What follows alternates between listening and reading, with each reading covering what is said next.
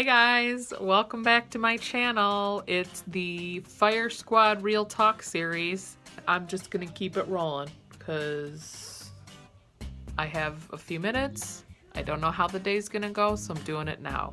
You know what I'm talking about. All right, so this week I picked exercise as my topic. Exercise is a huge part of my life, and even before my official weight loss journey, I have been into sports my whole life. I've always played a sport, and even into my adulthood, and I actually had the conversation with my husband at one point. I said, if you want me to be sane, you need to let me play my sports. Like, my body physically needs that kind of activity. Like, I need competition, I need to sweat, I need a little bit of variety. So volleyball, tennis, bowling, all that stuff gives me kind of a overall whole body workout. The challenge can be, since I've done those things most of my life, my body's kind of used to it. So it might not have the same effect as somebody maybe that hasn't done those things. Maybe their body will respond differently than mine. Mine's kind of like, yeah, been there, done that.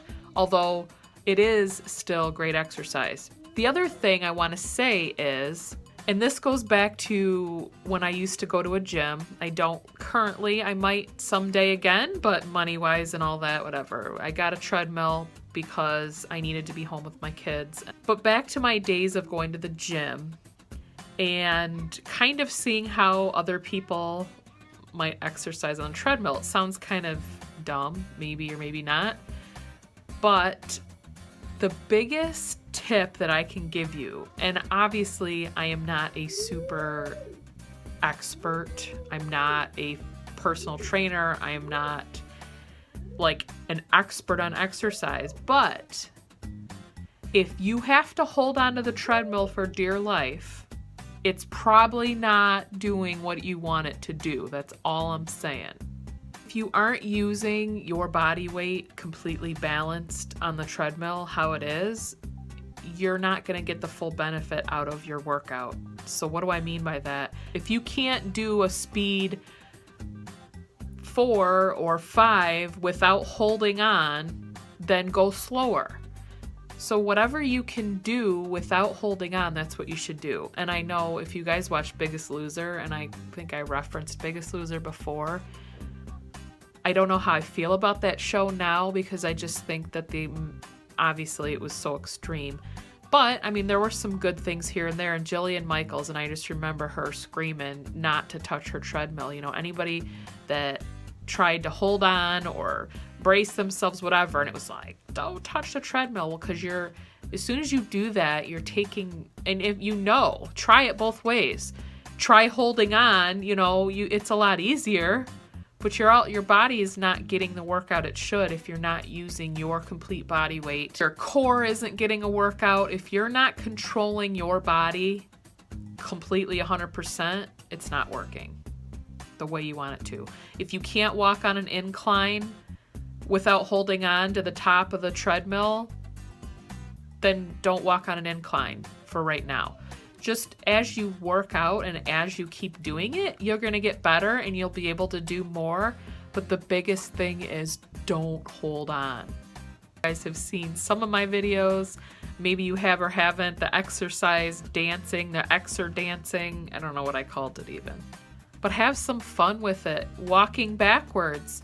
It took a minute to figure it out, but you are using different muscles when you turn around and walk backwards.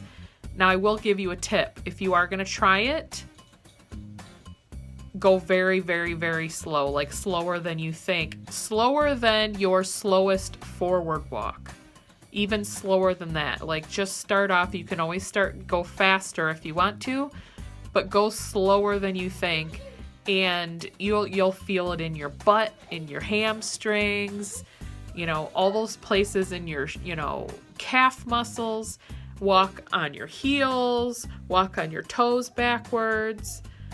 walk with your feet kind of pointed in, with them out. If you do that and you make those little tiny adjustments, you're gonna feel it in different parts of your legs that you might not just by walking forward. I started doing that because I am not a huge runner, but cardio-wise, I wanted to do something different, and for me, running is starting to get there a little bit, but I'm heavy. So when I run, you know, my knees hurt, my feet, all that kind of stuff. So I'm gradually getting there, but for me, I needed to figure out a way to get my heart rate going and to exercise my whole body without necessarily running. So if you walk backwards, you can also put it on an incline and walk backwards. Trust me, if you try it, you're gonna feel things burning that maybe didn't burn before. All right, so that's my little spiel on exercise. We all know that it's great for our bodies, and I'm trying to figure out how to mix it up to get me going in the right direction again, and to not allow my body to get so comfortable doing one thing. So that's it. I'll see you guys next week for the next video in the series. Have a great one. Bye. A little bit better. You're gonna feel the workout kind of in... That doesn't sound right. That's what I just said. Okay.